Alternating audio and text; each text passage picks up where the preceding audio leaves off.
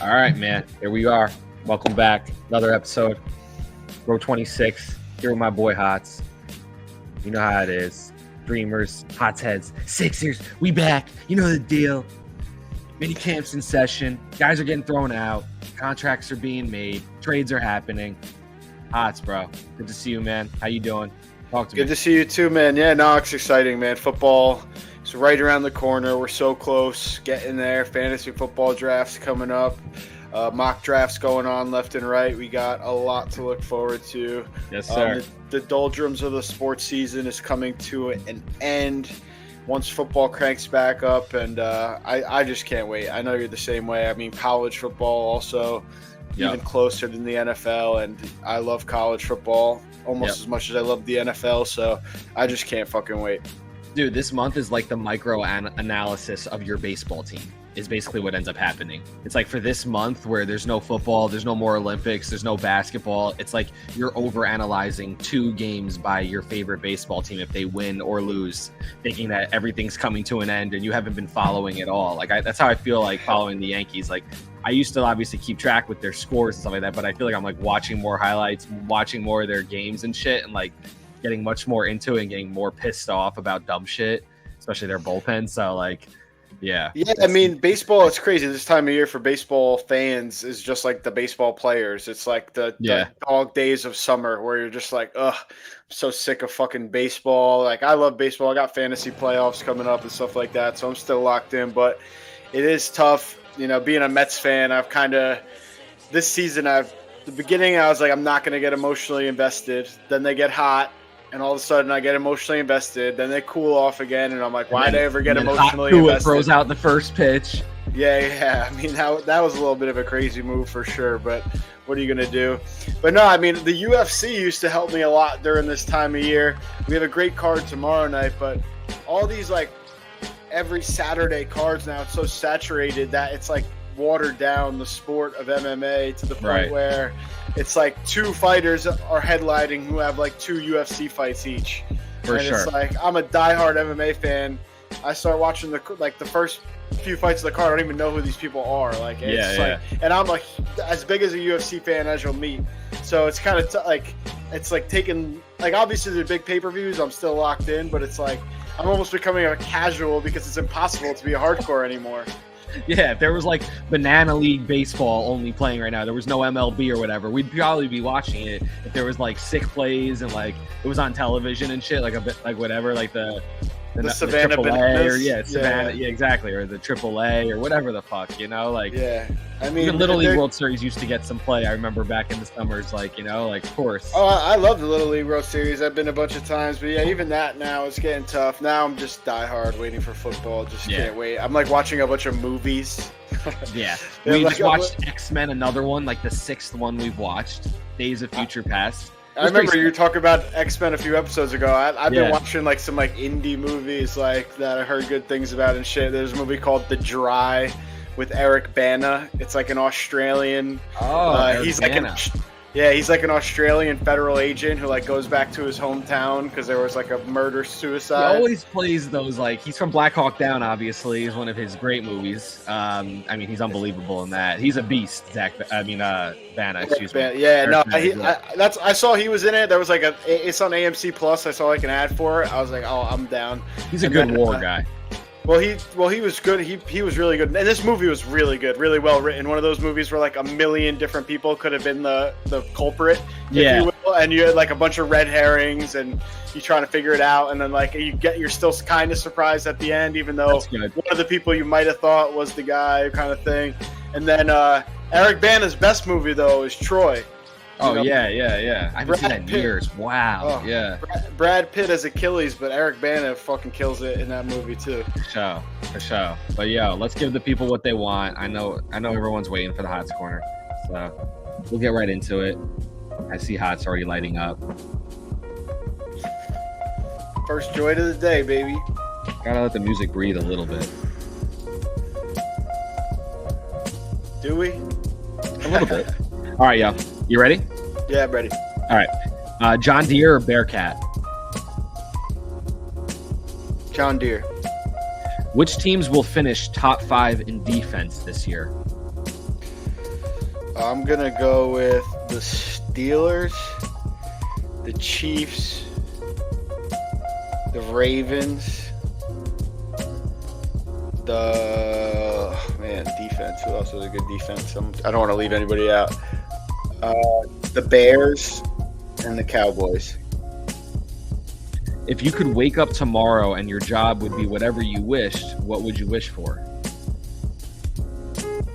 Professional poker player. That would be fun. Jameis Winston or Daniel Jones? Jameis Winston. Unlimited free flights for life or unlimited free Ubers for life? Flights. Would you rather $20,000 a month for the next 2 years or $300,000 right now? But here's the catch. You have to spend the $20,000 every month before the month ends, or the $300,000 in under 6 months. $20,000 per month. Which team that's in the AP preseason top 5, so that's Georgia, Ohio State, Oregon, Texas, and Alabama, has the best chance to run the table? And the other side of that question is flame out and flame out quick. Georgia is the best team. Give me the options again. So the best team to run the table or the best team to flame out? The best team to run the table is Georgia. And then the best team that you think is to flame out? I'm asking both. Run down the teams again? Yeah. Of those teams again. Oh, Ohio State, Oregon, Texas, Bama. I think, man, that's tough.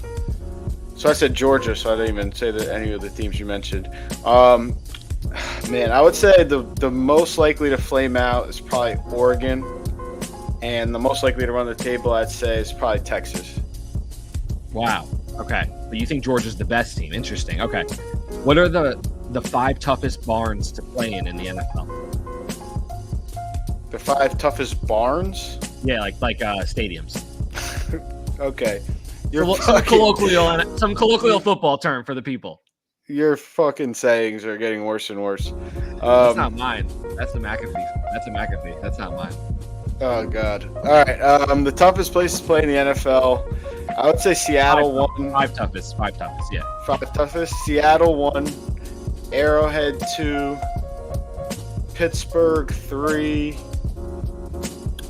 Philly 4. Green Bay 5. And not in order, just the top 5. Those are 5. Okay. That's a good list. I like that list. Top 3 3-point shooters no one ever remembers. And don't say Jason Capono. I'm already eliminating him because you've said him on episodes. I love Jason Capono. That's your boy. Top 3 3-point shooters that no one ever talks about. I don't know. This one's right on the line, so you could veto it, and I'll say someone else if you want. But Kyle Korver. Great call, him being right on the line. I agree with you. Because no one really talks about him, but he was only because when you shoot a 3, if your foot's on the line, it doesn't count as a 3. I'm making you do one more because you're saying it's on the line. All right, fair enough. All right, yeah. Okay. All right, so top 3 3-point shooters that nobody talks about. I would say, give me a pass. I'll come back. I got you. Yeah. Sit on it for a second. And the last one is, who is on Mount Rushmore for the best highlight reel in NFL history on offense? In the NFL, or it could be college, high school? I was thinking that because I know there's guys that I think about that have the college and then some of the NFL, like I don't want to say a name, but you just know. NFL. Just NFL. Okay, Earl Campbell, Randy Moss, Barry Sanders, and I feel like I should throw a quarterback in there, Michael Vick. That's a great one, actually, that last one. All right, so let's go back. Top 3 3-point shooters no one ever remembered. And no one ever remembered. All right, let me just think about some straight snipers. Steve Novak. It's a great name. Former shout-out name. Mark Price. That's a good some one. love, though. He's on the line, too, with Corver. He's on the line. Yeah. He's more on the line as like a all-around player almost versus like what we're talking about, to be honest. Fair enough. Okay. You got it. All right. Rudy Gay. Rudy Gay. Rudy Gay is a low-key sniper, and Danny Granger. That's a good one. I thought you were about to say Danny Green. Nah, Danny Green. Nah. Just 3-point shooter, like one of those guys. Anyway, let's go back. Let's go through them. All right, that was good. Like recent. We'll go through it.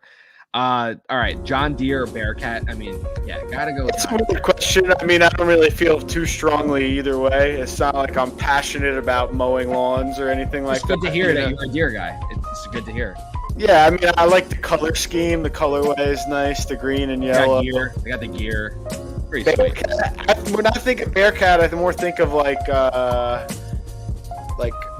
construction machines, like dumps and lifts, and you know what I'm trying to say. Yeah. But they do generally compete, like because they both do the tractors and both do like a lot I'm of. sure John Deere has the same kind of shit for construction too. It's probably just not as popular. But there's also Bobcat, but like that's another big brand for that. Oh, I could have done that one. I should have done Bobcat then. No, Bobcat, I mean, is for the construction stuff. Like the small little. Yeah. The attachments, you can put the forks on it, or you could put like the shovel on it, or you could put the plow on it. And then there's also the yellow. What's Caterpillar is like the yellow and black one. Those are big machines as well. Caterpillar. Yeah. Those are gigantic. Yeah, John Deere I think is like the best brand. Like if I were like balling out and had like a lake house and wanted like a huge lawn or something like that, and you like to mow your lawn, whatever, you'd have a Deere out there. And also like if I wanted like a go-kart or like something to tool around in, I had to go with the John Deere. I remember Zeke bought like the offensive lineman all John Deere, like little go-kart.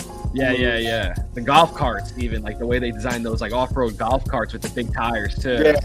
Golf cart. Yeah, golf cars were actually what I meant to say. Not go-kart. I figured that's what you were talking about. Those are sweet. Yeah. All right, that's a good answer. All right, we'll keep it moving. Which teams will finish top 5 in defense this year? So a lot of AFC love is what we heard from you off the rip. Let's be clear. I know I said the Steelers. I think the Chiefs are underrated. I know that Snead went to the Titans, but I think they'll do a lot of damage once again. McDuffie's still there. Obviously, Chris Jones coming back. Yeah. I think that they just coach so well, too. It's really Spagnuolo at the end of the day. Obviously, as a Giants fan, you remember the Super Bowl team. They started 0-2. They gave up 35 and 40 points the first 2 games. Yeah. It's because Spagnuolo's system was so complicated, they haven't gripped it yet. And even if you look back up, go ahead. No, I was going to say it takes a second to understand his blitz scheme. Is all I was going to add right there. Like that's absolutely true. Like the way he fires the quarterback and gets those pass rushers one-on-ones on the outside, gets his guys in an advantage opportunity. Like for sure. Absolutely. And if you look back on those Giants teams, even like it's kind of similar to the Chiefs where they got a couple big stars, but really for the most part, there's a lot of guys who just are doing their job, knowing their role, being in the right spot. I mean, the Giants had, Strahan and Corey Webster, Justin Tuck. A lot of guys. Like Antonio Pierce in the center. But even like Antonio Pierce, I don't look at as like an all-time middle linebacker. He's just like neither was Michael Boley later on when they won the other one with Spags. Like these guys are not household names by any means. They're just guys that are smart that can call the play in that Spags is calling on time and keep everyone aligned and do a serviceable good job. Even guys like we've seen do really well, like even like a Justin Tuck who's a really good player, I don't think he's as good somewhere else. OCU Minora, same thing. Fruits in the pudding. They went other places and they weren't as good. Yeah, even JPP, Antonio Pierce, these guys, even Corey Webster, I think was very good corner, but not like elite. I think they just were put in the right spots and they didn't do too much. And part of the coaching is the X's and O's, and also I think the methodology that he preaches about not like the Bill Belichick do your job, but like the be smart and know what everyone else is thinking around you so that like cohesively we're all know where the other one is. You don't see a lot of breakdowns in a Spagnuolo defense. No, you don't. Like you don't see people running wide open because a safety was like they're gonna be where they're supposed to be, and lining up, and then not just lining up but playing your role within your alignment on defense is more than half the battle. It takes away so much from the offense. The offense is trying to capitalize on mistakes. So if you don't make them and you just have to go hat on a hat and block and execute Yeah. It makes the game a lot harder. Like, it's in any sport, you want the other team to make mistakes and you capitalize. 100%. You know, that's the name of the game. You're trying to get the other team to make mistakes. You're trying to play mistake-free football as a defensive player in your alignment and all that. It's all about who's going to make the mistake, who's going to catch the other one as soon as the other one's not looking at it for that very second or that split moment, for sure. It's all about those tinkering of those advantages, for sure. But the last thing I was going to say about Spags is it seems like even the teams that he's been a part of with Andy Reid and Coughlin, like the guys that they draft, Tuck and Chris Jones are similar body types even. So if you think about even the type of team, it's always smart players, not necessarily the most athletic. Corey Webster is more of a smart guy. He was never the most athletic guy on the field. Same thing with Antrell Roll. You talk about a safety that was a great safety, but much more of like a smart guy, necessarily maybe not the most athletic guy on the field. Antonio Pierce, another name. You're talking about OC as well. These guys are like, and maybe a lot of the pass rushing with Strahan's, DNA getting, put around the room and showing these guys what the fuck the real deal is and leading them to there. That first year was just a springboard for them to have a great defensive line for those next couple of seasons into 11. So I definitely think that Spagnuolo and that drafting and what they look for has a big play into how these defenses, like you talked about McDuffie, all these guys are smart. Like everyone on that defense is smart.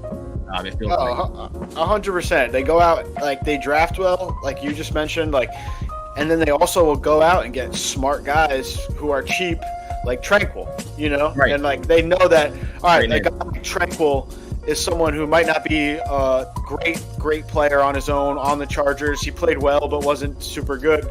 They signed him and he just fits in perfectly alongside Bolton, doing the little things well, getting back in coverage, not biting on play action.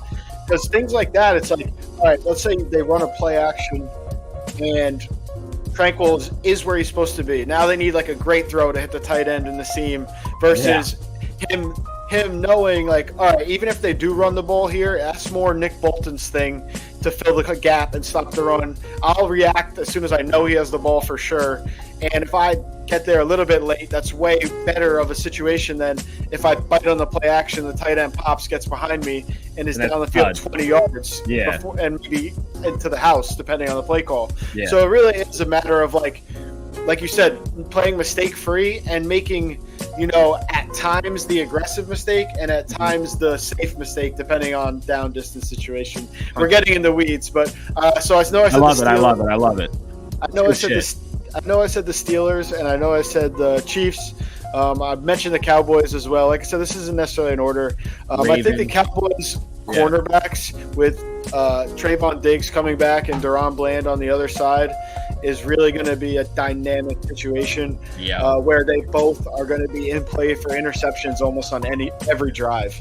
Where, there's going to be times where they get burnt because they're aggressive, but I'm less worried about that. When you talk about best defenses, there's a lot of ways to go about it. Yards per game, scoring, defense, turnovers, mix all those together in a way. And I think the Cowboys are going to create a lot of turnovers. They have those two guys. Zimmer over there now, right? Correct? Yeah, Mike Zimmer taking over.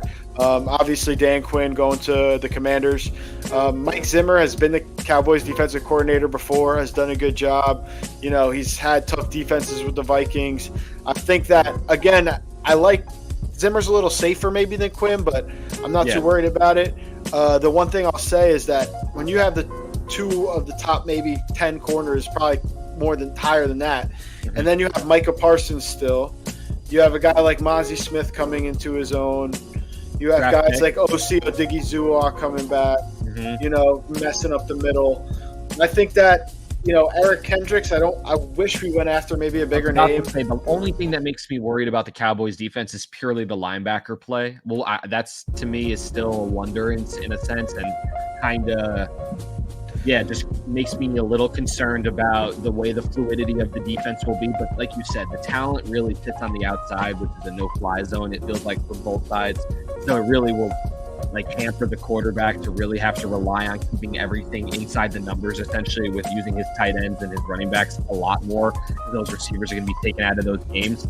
So I think even though the linebackers I'm not in love with, and maybe there might be some names I don't even know, I think that, and Kendricks, you have the elder statesman who's maybe not who he used to be, but I still think that because everything's going to be condensed to the middle of the field because of those guys being on the outside, that gives the Cowboys defense even more of an advantage to be able to contain and keep things, under wraps in a sense when you have two strong corners like that. It's sick shit. Yeah, for sure. And it's also situationally with the linebackers, what we saw get exposed last year.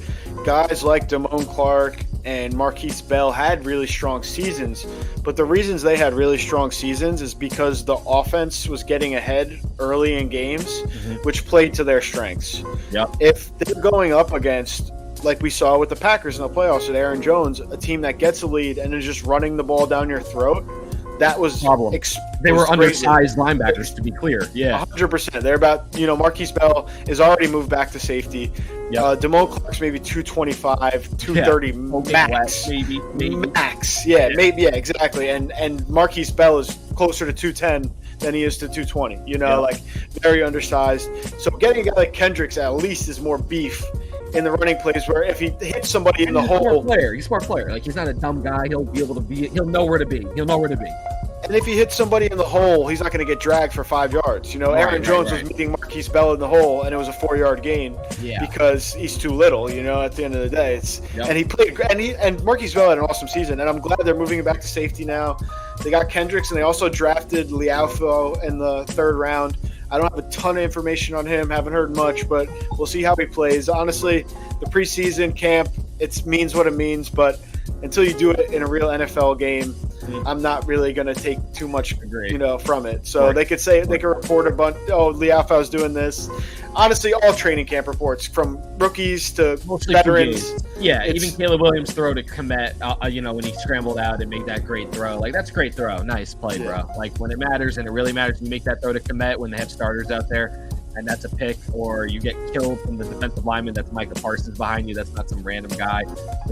Or it's Brian Burns, whoever it might be. Like, these are things. So, but I want to keep moving on the list, though, that you mentioned for the 5 defenses. So we have the Cowboys. We just talked about the Chiefs. We talked about Baltimore was the other one that you mentioned. A lot of talent on that defense. Pittsburgh is the other one you mentioned.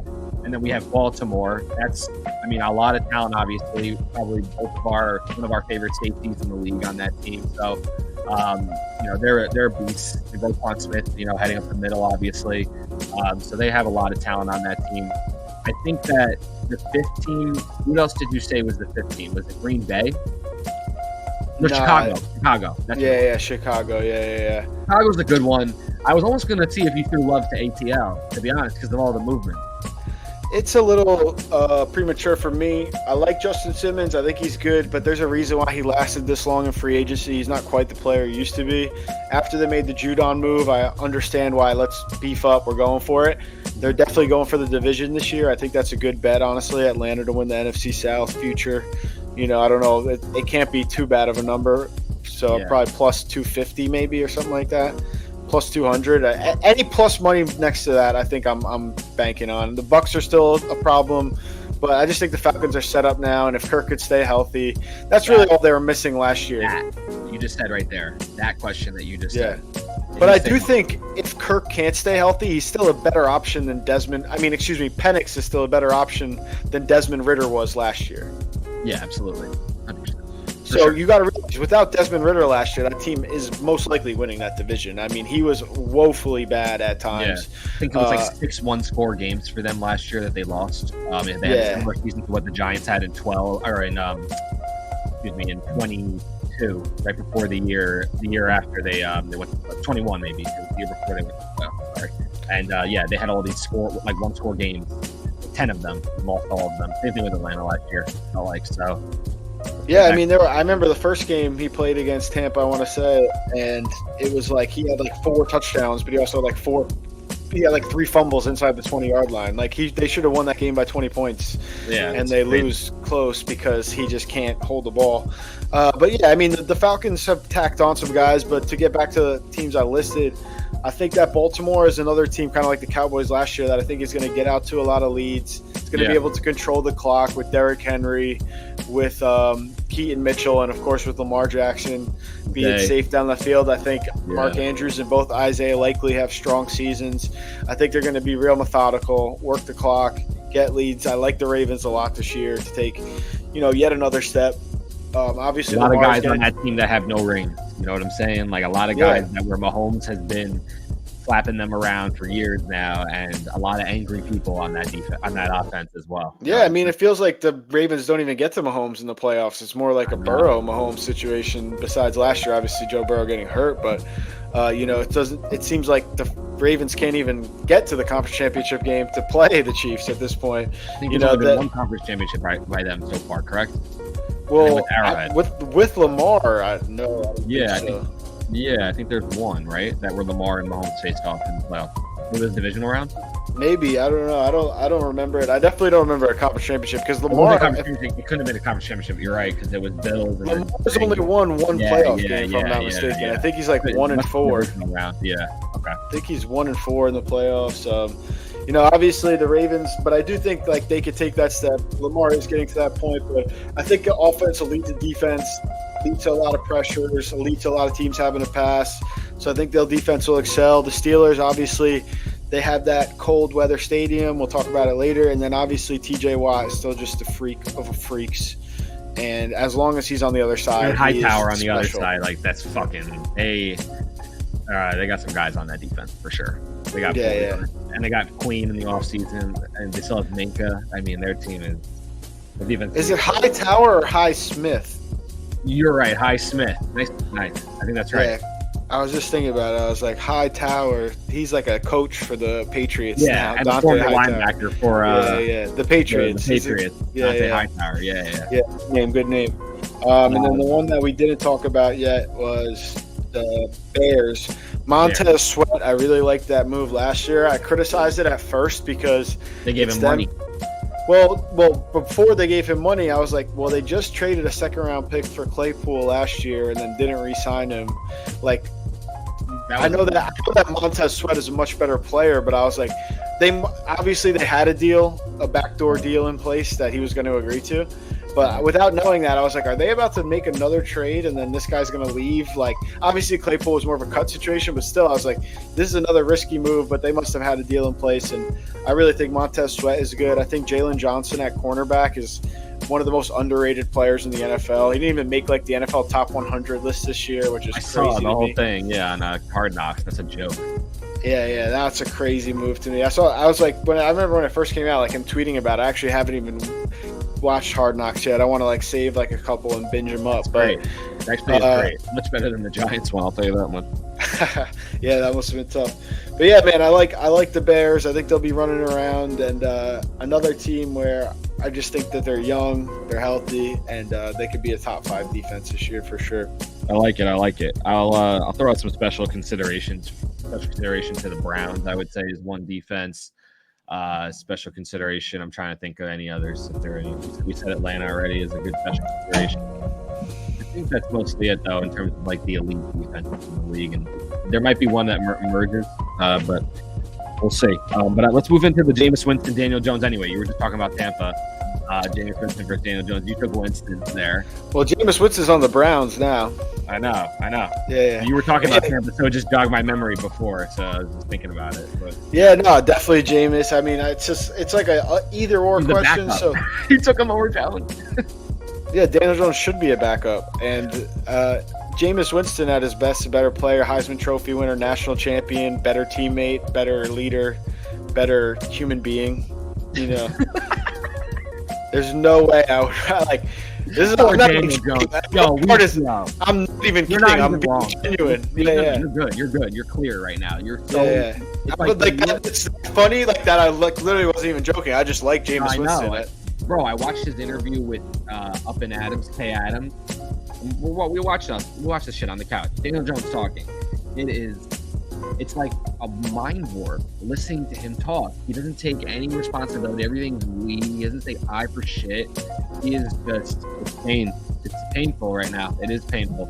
If I had to do anything, get into a fist fight, play football, go sing for a choir, if I had to fucking go dance ballet, I'd rather have Jameis Winston coaching me up beforehand, talking to me, getting me enthusiastic about it. He's good. He's a pregame. He's good for a great pregame speech. Yeah. He'll either be like a podcaster or a Pastor. like motivational speaker, like going around talking.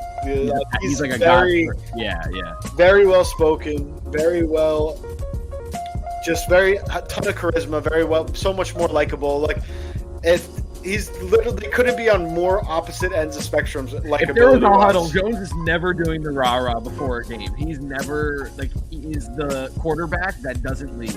Make it make sense. If you ask the Giants right now if they could trade Daniel Jones, maybe not the front office, but the players on the team, if you're like, we could trade Daniel for Jameis right now and bring him in and be the quarterback this year, I bet you all of them would rather have him. Side note on Jameis, because I just watched an interview of his as well, and he was talking about how he got LASIK surgery when he got to the Saints, and that before that he couldn't even see the score on the scoreboard, and like it's been that way for a long period of time for him. And I was thinking in my head, I was like, bro, this guy is a psycho. He threw 5,000 yards, 30 touchdowns, 30 interceptions. Actually, like, he couldn't see shit. He was actually blind. He was just chucking the ball to the other team, to his team, the whole thing. There's a lot of like footage of him like squinting. Like, that's like, the craziest thing to think about. This guy's just fucking playing blind. What the hell? He's astigmatism or whatever the hell, and he hasn't addressed that until the Saints. That's such a quirky thing. Yeah, it is weird. I mean, even like rec specs, nothing like that. But I feel like there's a lot of people like that. It's strange. There's a lot of people with bad vision who don't get glasses, I think. Yeah, and people that are reluctant because they have contacts or whatever. All right, let's go. Unlimited free flights for life or unlimited free Ubers for life? Yeah, I think the flight's a more valuable thing. You could just be like, oh, it's the weekend, I'm going to go fly to Chicago. Like, getting free Ubers is awesome. You'd never have to drive anywhere the rest of your life. But, right, it's like having an endless chauffeur, essentially. Yeah. But at the same time, I just think I kind of like driving, to be honest. Like, I enjoy a nice little drive every now and again. You can choose if you want to drive or you want to get chauffeured for free. Yeah, but I can't choose if I want to fly or if I want to fly for free, That's true. You just made my point. That's good. That's true. If you drove, that's free. If you fly, yeah, that's true. Okay, fair enough, because there is an alternative. I'm not a pilot. I am a driver. Yeah, there is an alternative to Uber. Yeah, I got you. Yeah. Fair enough. Okay, if you could wake up tomorrow and your job would be whatever you wished, what would you wish for?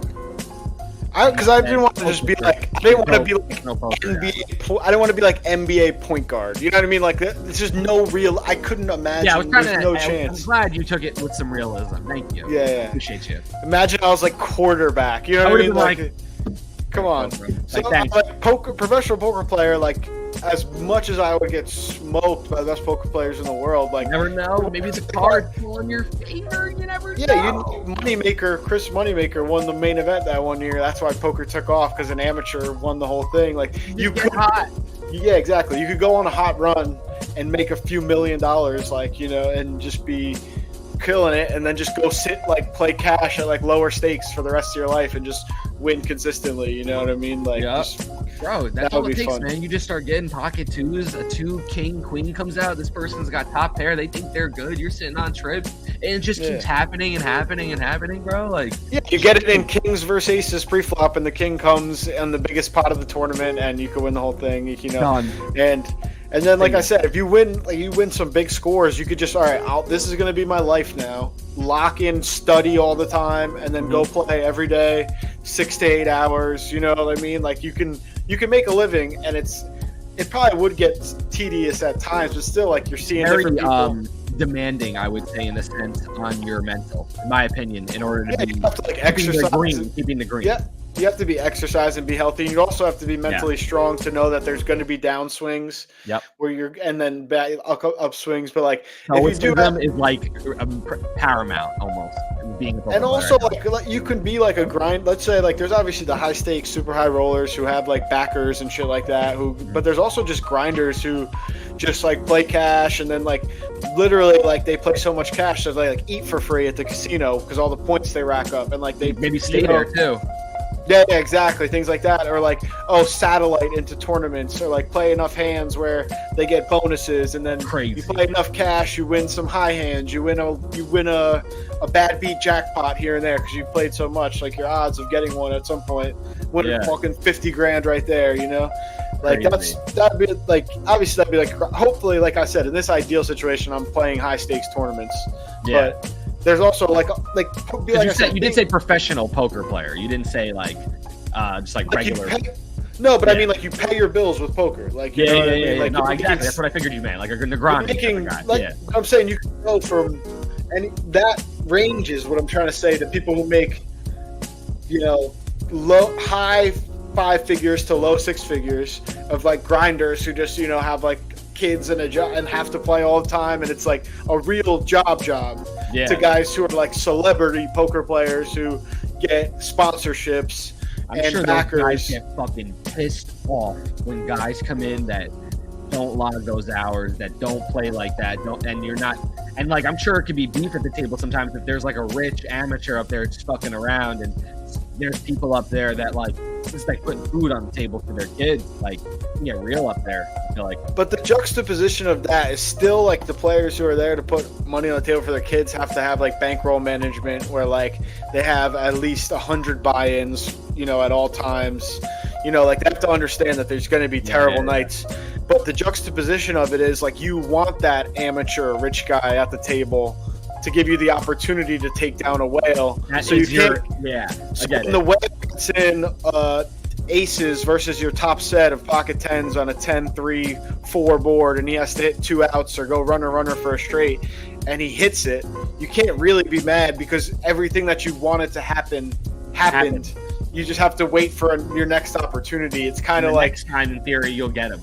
Like you said, the mental toughness part is like you can't be results oriented.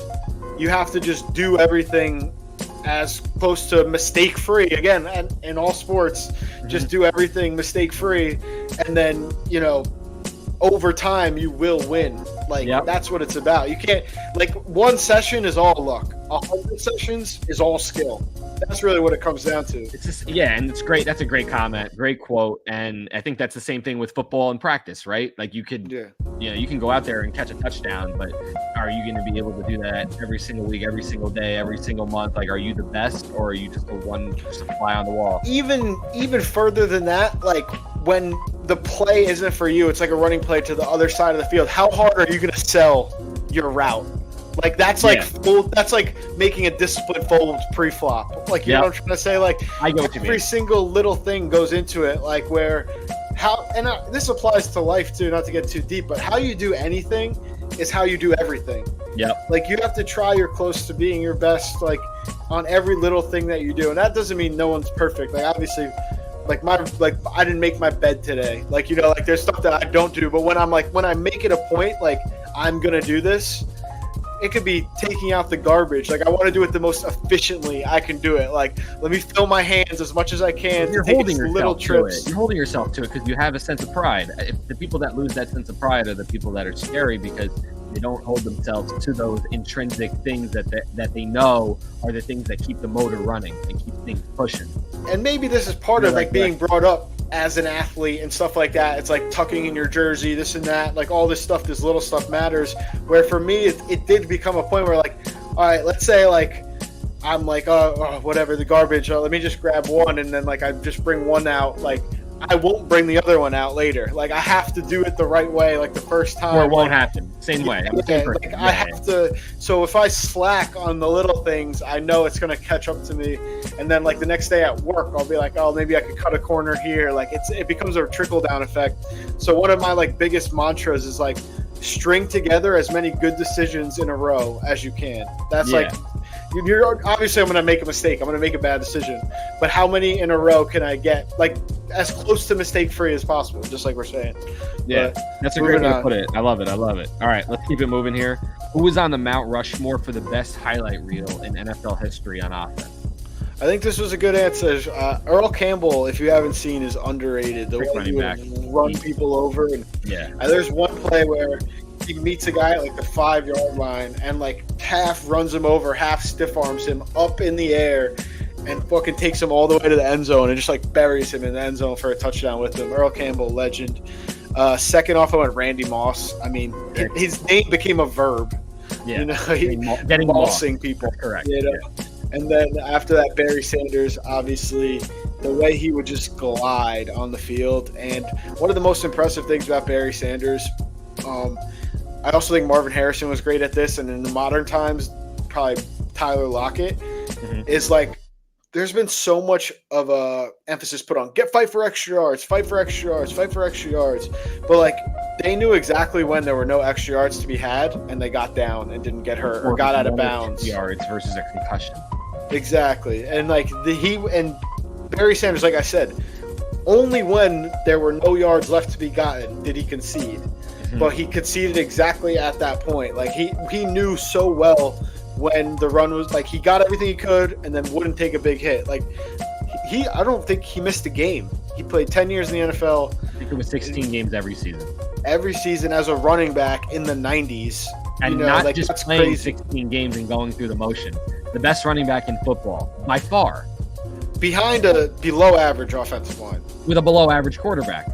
Yeah. None of it makes sense. It really is. It's fake. It's fake. Amazing highlight reel for sure. It's a blip in human history. His highlight tape is a blip in human history. Some of those moves, the one where he steps back, reassesses, and then shoots straight through the center, I mean, it's just untouchable. It's stupid. There were times where it looked like he was just like walking through the defense. Each step was so carefully plotted and planned. That's where like you hear about ball carrier vision. Like he had the ultimate vision. And vision isn't just like seeing where the hole is. It's like seeing where the defenders are coming from, what angle, so you know where to step or where to cut or where to juke or where to spin. Like he had eyes in the back of his head. He'd be running to his left and someone coming from this way. For his whole life, dude. For his whole life, too. Like at Oak State, he has the all-time rushing record for one season. I think it was like 2,900 yards for Oak State. Yeah, I want to say like 27-31 or something. Yeah, I think that. Let me see. Hold on 1 second. All-time rushing one season college football. Barry Sanders Heisman season. Yeah, 26-28. I got 2,850 rushing yards. In 19 Oh, 20 I see 26-28 on Sports Reference. This is weird. That's what I see as well. Yeah, and I see Gordon right after him, right? Some good names there. Rashard Melvin Gordon. Wow. Big name there. Yeah, that looked like it was just a tweet, so maybe that one's probably wrong. Or this might have also been before, like I know there was a time where bowl games didn't count as college stats, and now they do. So maybe that person added the bowl game. I'm guessing that he's probably in that 28, 29 for sure. Yeah, because that's 2,628 yards was in 11 games. Yeah, that seems short. Yeah, so he might have had even if he didn't have a bowl game, though, still obviously 11 games, 2,600 yards. I mean, he's just under 150 yards a game. Like 147 or something like that. I mean, 247 yards a game. Marcus Allen, bro. Wow. He was so good, too. Imagine your running back averaging 250 yards rushing per game in college. That's not even real. That's like when the NCAA game was actually broken from back in the day. You could do like the option play and it would work every time. Or when you used Vic and Madden in 2004. And you could do the QB sneak every time, and it was unstoppable. Like, these are things that are just unstoppable. There's nothing for it. And then speaking of Michael Vick, he was the last one on my highlight reel. The play I'll always remember is against the Vikings in the playoffs, where he just took off and darted, and the two Viking defenders ran into each other as he split it right straight up. As a Falcon, he was nuts. I don't think I've ever seen anything like that in sports, honestly. When they ran into each other like that, and he just the only one that compares is the Randy Moss lateral over his head. That's the only one. That's it. Yeah, that was just crazy. I mean, Michael Vick was unreal, and he was just the first of his kind. I know people are going to remember Randall Cunningham and some other running quarterbacks, but he ran for 1,000 yards. Like, we had never saw that in the NFL before. In the old school NFL, when there were no running plays for the quarterback, the read option wasn't really like a thing at that time. Yeah. Yeah, no, there were no real running quarterbacks at that time. Now it almost feels like you have to be able to run the ball to play a modern NFL quarterback. Yep. So obviously he changed the game. You know, as a left-handed quarterback too. Obviously, lefties always have kind of smooth look about them. Just an unbelievable highlight film to go back and watch. Amazing. All right, let's keep it moving. Would you rather $20,000 a month for the next 2 years or $300,000 right now?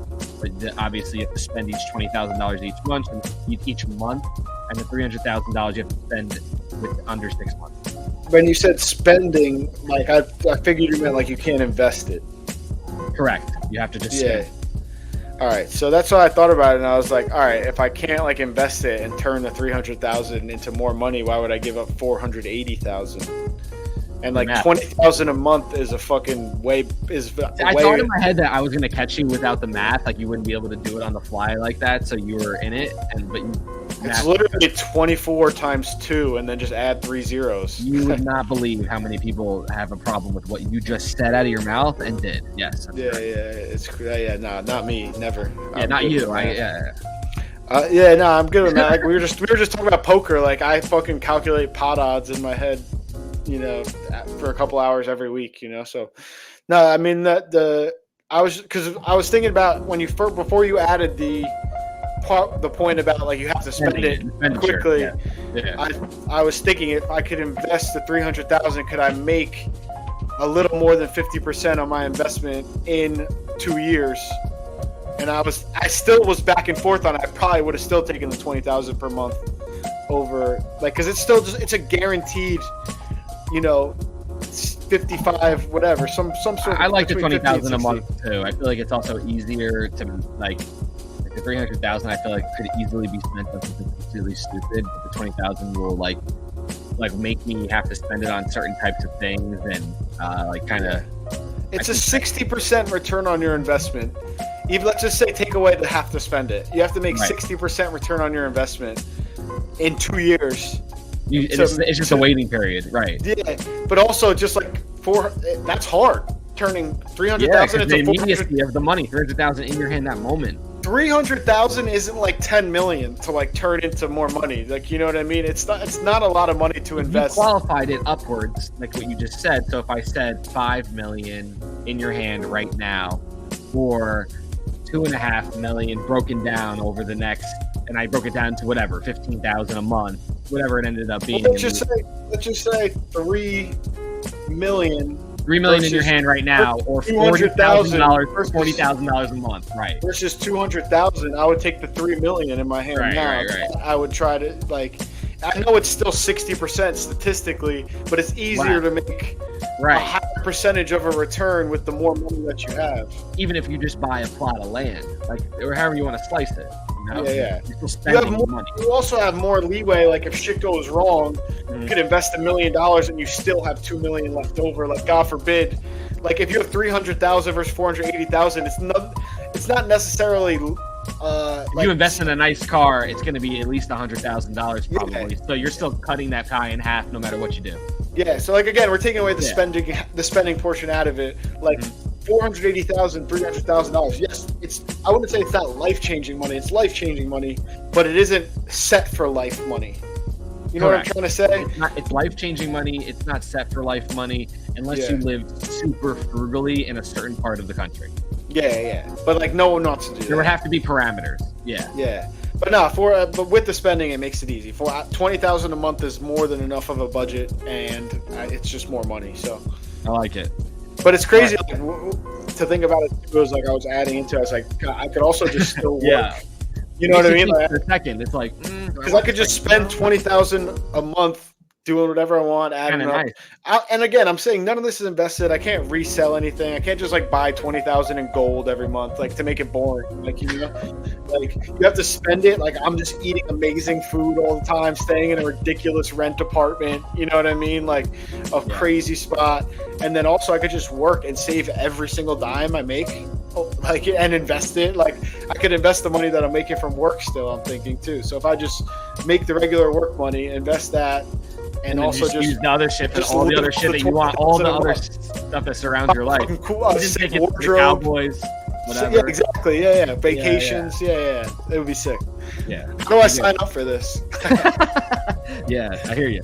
All right, let's keep it moving. Which team in the AP preseason top 5 has the best chance to run the table and flame out? So you said for run the table, you think that Texas has the best chance. I love that because I've been using Texas. Well, I started with Georgia, but then when I asked you to relist them, you didn't say Georgia because I already said them. So I said so after Georgia, I'll say Texas has the best chance to run. Got it. And then the other team that you said would flame out is Oregon. First year in the Big Ten should be exactly. fun. I think the travel is going to be something to adjust to. Even though I noticed on their schedule last year they had similar travel. Actually, I looked that up already to see if that was actually a thing. But like, I still like the take because of the new type of opponent they're going to be facing. Pac-12 was kind of but even Pac-12, there were good teams. Obviously, Washington. Yeah. But the point that I'm trying to make is that like maybe you compare their travel to last year. It still is hard to like fathom that if they're only going to the West Coast and now all their conference games are going to be, a lot of them are going to be Eastern. It's still going to be more travel. I can't imagine it's less. And also when you're playing conference opponents that are in the Midwest, more and you're equatable traveling. Is what I was saying. It's going to be more, but it was equatable. It wasn't like something like astronomical. Like they do plan it in and do things to make it so like when they have away games, things like that, whatever. Like I can't imagine that they would schedule. Yeah, look up Oregon's schedule and see how many away games they have across the country and kind of what game they have before that maybe and how they plan it in because I'm sure they have to have a plan around it. They can't have them flying to go play the Gamecocks like on a random Sunday or whatever the fuck. Well, I mean, they're going to be they're in that conference now. Obviously, they're still going to have games against. Or the Gamecocks in the SEC, right? That's a bad call. Well, the Gamecocks are SEC, but I know. But even let me think of Big Ten. I don't know. But like, they're going to play Michigan on the road in the Big House in conference. They're going to have to travel to Detroit from Washington and then play in freezing cold. A terrible flight. That's a tough. I mean, compared to what they're used to. Tough game. Yeah. Compared to what they're used to, and it's not just the travel. They've never played a team in Michigan like the Big House. They've never done that. Like beyond, let's just say beyond the travel, obviously, like you're saying, the crowd, and also the weather. They don't play in the fucking. Oregon doesn't play games in the freezing cold Detroit. You know. Yeah. So, but to be fair, besides Michigan and Wisconsin, but those are also later in the season, both in November. It's going to be freezing fucking cold. Where are they the week before with both of those games? Away. They play Illinois before Michigan at home, and they play Maryland before Wisconsin at home. And then they play Washington at home. So it looks like it's going every other week, home and away. Yeah, so they get that home reset. There's a couple back-to-back homes. They got honestly friendly. That's what I was remembering. This schedule is going to be one of the better ones they get in the Big Ten. That's what I'm saying. Ohio State's going to Oregon, Michigan State's going to Oregon. They have a lot of away games that are easier, like Purdue is an easier game. That's not too far either. That's not terrible. Indiana is far, but yeah, it's still middle country. I feel like not like where Ohio State is, maybe, or whatever. And a lot of their in-conference games are a lot of the old Pac-12 teams. Like they're playing away at Oregon State, they're playing away at UCLA. You know, so it's not terrible. I remember looking at the last couple of years schedules for them, like their schedule last year when they had a great team and. But I'm gonna make a note to bet Michigan in that game. Yeah, it smells for sure. Definitely reeks. But I feel like Oregon. I mean, do you want to change your flame out quick pick from Oregon? Nah. I'm still gonna leave it. It's a lot of change. Yeah. All right, cool. All right, and then what was the last one here? Oh, top 5 toughest barns to play, toughest stadiums to play at. You said Arrowhead. You said Arrowhead, Seattle, Pittsburgh, Philly, and what was the last one? And Green Bay. And then obviously a lot of cold weather. You know, outdoors. The Bills are another one I was thinking about. Trying to think of another one. I don't know. I feel like the Bills lose a lot of games at home. You know, I don't look at the Bills and be like, oh man, going to Buffalo, it's gonna be tough. Like it's cold, Yeah, it's but cold. they have good fans. I'm not saying they don't, but it's not. It doesn't have that fear factor to it, like going to Arrowhead, like going to Seattle when the 12th man's going crazy. I think it has, maybe based on your point, I think it kind of has the aura of what the Cowboys have. It's almost like it should be scary. It's supposed to be tough, and then people play there, and for some reason, people get more hyped to play there because of the snow, because the atmosphere in Dallas being the biggest, most expensive stadium in the country. Like I feel like that adds into maybe I bet if you looked players playing above their neck. But I bet if you looked up like the decibel levels, you know, like it's louder in those other stadiums. Yeah, okay. That's you know true. what I mean? Like, yeah. I don't know. I don't think of Buffalo and be like, man, a lot of people jump off sides in Buffalo. You know? Yeah, I think more like a lot of people do with snow in Buffalo. They sit on snow and they throw snowballs when they score. But even like things like that, I think like give me, if I'm playing an outdoor game in the elements, I guess it's similar geographically, but Pittsburgh I feel like is a worse weather stadium than Buffalo. Tougher team too, different colors. I don't know why the colors, black and yellow. Like it's tougher. It's a different feeling. It's more of like Buffalo is a tough city, but it's not as tough as Pittsburgh. Like steel workers, you know what I mean? It's like not the same. It's like people from Pittsburgh are awesome. They're like nice, and people from Buffalo are like nice and welcoming. And kind and like fun. They have some grunginess, you know, near the South Campus. Not that they're not tough, but they're like it's not like toughness though. Like the toughest thing that ever came out of Buffalo was Zelda. Their culture is more like friendly. I feel like. Yeah. Whereas Pittsburgh, it's like they don't fucking care about anything but the fucking Steelers, and you know, like they're mean, fucking tough Penguins. dudes. Yeah. Yeah. Obviously, Philly has brutal fans and could be bad weather too. Gets loud also. But that probably would be fifth on that list if I think about it too. But I would say Arrowhead, Seattle, and then obviously Heinz Field we talked about, and then I think just the bitter cold of Green Bay is just brutal too. I like it. And then the last one was the top 3 3-point shooters no one ever remembered. This list will go down in infamy. Danny Granger. No one talks about Danny Granger. When was the last time you heard someone say Danny Granger? Question the 3-point shooter. What do you think his 3-point shooting percentage is? Lower than 35. Career. Let me do it on my phone. I messes up when I type. Lower than 35 for his career? That's my guess. If it's lower than 35, you have to give me another fucking name. If it's not, I stand fucking corrected. And I'll eat my words. 38%. All right, fine. For his career. And he had 2 seasons over 40%. And 2 seasons where he hit. He's a kind of a what-if story, too. He was a great player. He hit it from 2007 to 2000. From 2007, 2008 to 2011, 2012, he attempted 5 threes per game, 7 threes per game, 7 threes per game, 5 threes per game, 5 threes per game. Okay. And over that span, he shot over 39%. That was his biggest attempts years? Yeah, those are big. Those are a lot of attempts. 7s are big. 7's big. 5 is good. 5 is 400 threes in a season. Put up. That's a lot of threes, especially before this 3-point era. You're saying that's that no one talks about. All right, you got it. I stand corrected. Danny Granger, good low-key name. As you can tell, so low-key that I did not believe that he had the 3-point stats that he deserved to be on that list. Who else did you name? Let's keep it moving. That one's Steve Novak. That's a great name. All-time leading free throw percentage and 3-point percentage for Marquette all-time. Great player. You didn't give me Kirk Heinrich, even though I don't think anybody talks about him. We didn't give me Mark Price. And then I'm trying to think who was the last one that I ended up saying. Oh, Rudy Gay. Rudy Gay is a sleeper 3-point shooter. That one you got to check too. Memphis had some good years for Rudy. I know. He's a great player. Another Danny Granger type small forward type of guy that would confuse me to think that he was more of a scorer than an actual 3-point guy, but maybe Hoskins got it. I mean, he's just under 35% for his career. Yeah. So, okay. But I bet you he's made hundreds of threes. It's just not something that I associate to Rudy Gay. Danny, you got it. 38 is way too high not to associate the 3 ball to him. That's a great clip, especially during the era that you talked about in those years that you mentioned, averaging 40 some years. That's really high clip.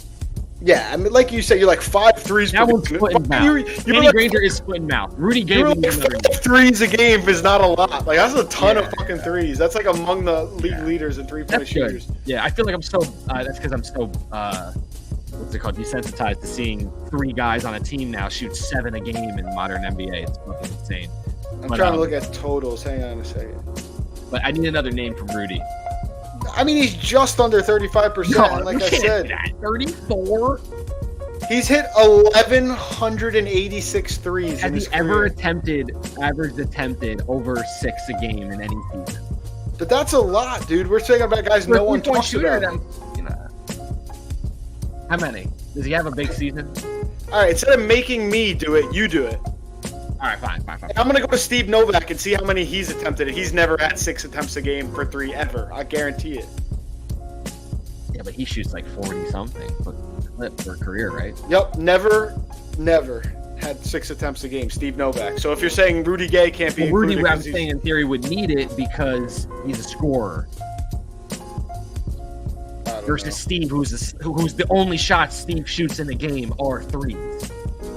What if he hit more total 3? What if Rudy Gay hit more total threes than Steve Novak? Damn. He probably did. He has a longer career for sure. He played on the Spurs recently. But that's what I'm saying. It's like I think you're saying Rudy is like a scorer more than the like way you're quantifying it is like I'm saying if you name 3 guys, I could be like, oh, did they shoot 6 threes per game ever in the NBA? Okay. You know, you're saying people that no one remembers. You want me to name someone that no one talks about, but also is one of the greatest shooters of all time, apparently. Yeah, that's fair. That's fair. I guess from the perspective that I wouldn't have thought of Rudy Gay as a name that shoots. I can't say Kirk Heinrich, but if I say Rudy Gay, that's not good enough. Heinrich. You know? Not Kirk Heinrich, excuse me. I can't say Kyle Korver. Oh, Kyle Korver. I mean, enough. That's one of the best 3-point shooters ever, Korver. That's hype beast right there, coming around that pick. But I'm saying, like, no one talks about him. But I'm saying if that's too much, but Rudy Gay isn't enough, you're like, yeah. I from the premise of saying someone that I would have never thought you were gonna say, you got me for sure with Rudy. And I guess 34 isn't the worst number. It's a very I would say it's above average. It's not like good. It's not great. It's not amazing. It's a solid clip for a pro. And he's a scorer. I used to say Rudy was a great player. Let's be clear. Like, Rudy's a great player, a great pro. Not a Hall of Famer, but he's a great player. Falls in that like Michael Redd category almost. Like, just he hit more than twice. He hit more than twice as many threes in his career as Steve Novak. Yeah, Rudy Gay. Steve, how many years did Steve play in the pros? Like 6, 5. Rudy Gay played. I mean, Rudy played probably 15, maybe. No, Steve Novak played a lot of years. Real? 2, like 4, actually 6, played 7, or 8, 9, 10, 11, 12, 13, 14. 14 years for Steve Novak? Yeah.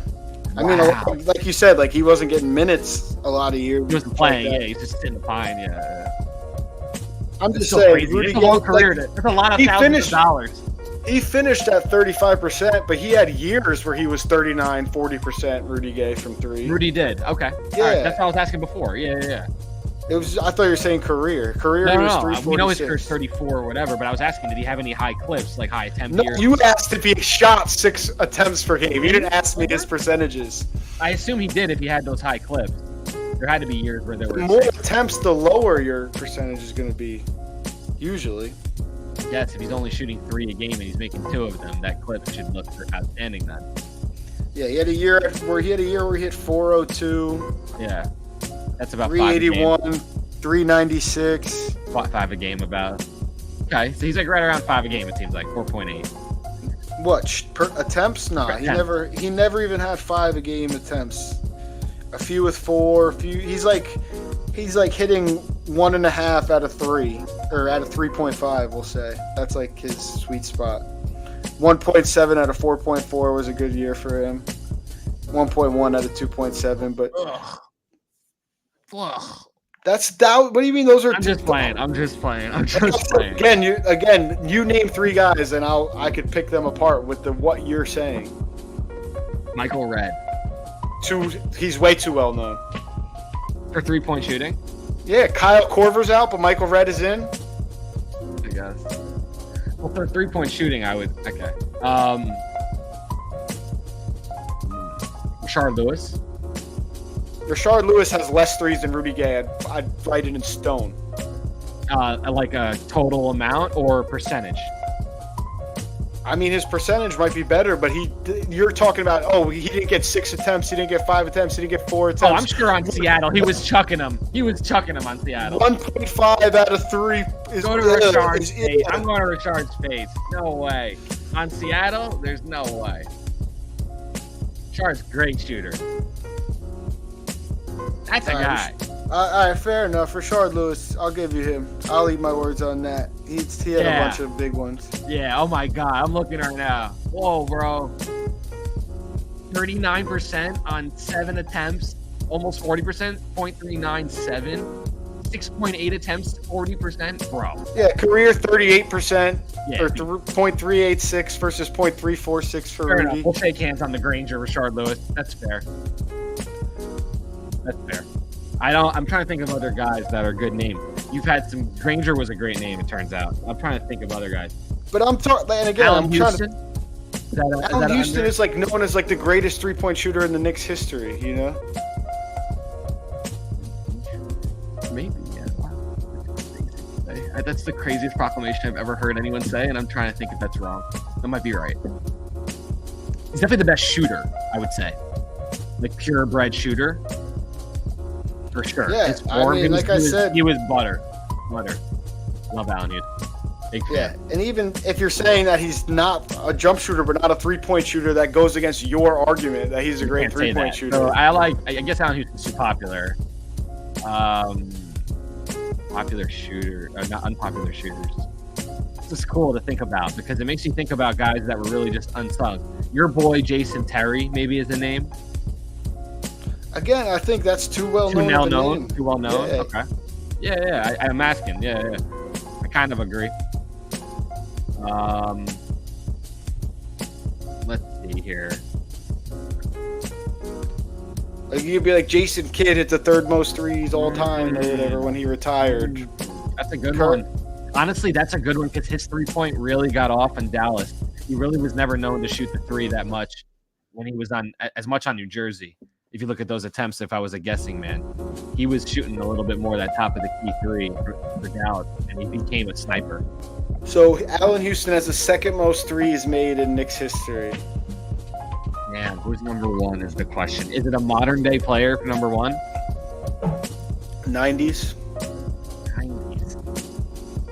Give me a second. Shoots under 35% from 3 though, and Alan Houston was 30. John Starks. Yeah. And Alan Houston was 39.9%. That was the signal. When you told me the percentage, that was the signal. Yeah, but Alan Houston had 60 less threes, but shot 5 percentage points higher. 4.5. Sniper. Or 5.5. Sniper.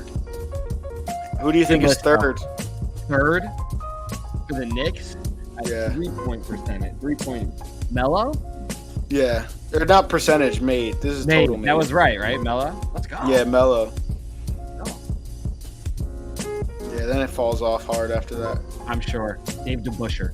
Nah, Julius Randle. Wow. No way.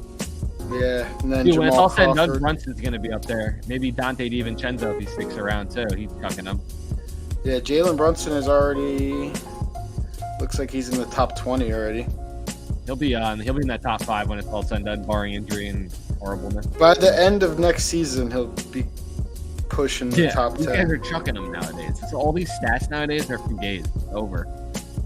You don't play the 3-point stats are done. They're all going to get buried. Even like the quarterbacks, like passing yards, like a lot of things. Attempts, more games. Well, in football in general, there's one more game. In general, all the stat books are going to get fucked up completely. They should have a separate thing, certain modern.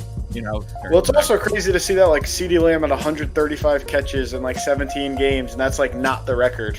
Yeah, that's crazy. Yeah, that's true. That is actually insane. Yeah. Wow, I think it's Marvin Harrison at 143, if I'm not mistaken. Peyton just overfeeding. Ridiculous.